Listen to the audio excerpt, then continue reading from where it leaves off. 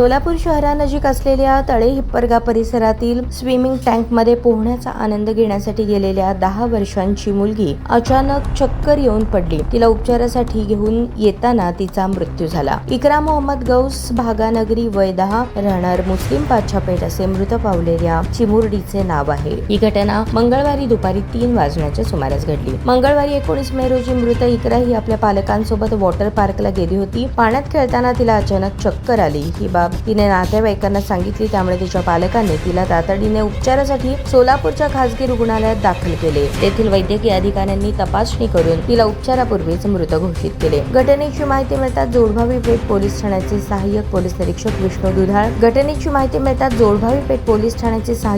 निरीक्षक विष्णू गायकवाड, पोलीस हवालदार RD दुधाळ यांनी शासकीय रुग्णालयात जाऊन प्राथमिक कायदेशीर प्रक्रिया पूर्ण केली. या प्रकरणाची जोडभावी पेठ पोलीस ठाण्यात अकस्मात मृत्यूची नोंद करण्यात आली आहे. चिमुरडीच्या मृत्यूचे अचूक कारण शवविच्छेदन अहवालानंतरच स्पष्ट होईल.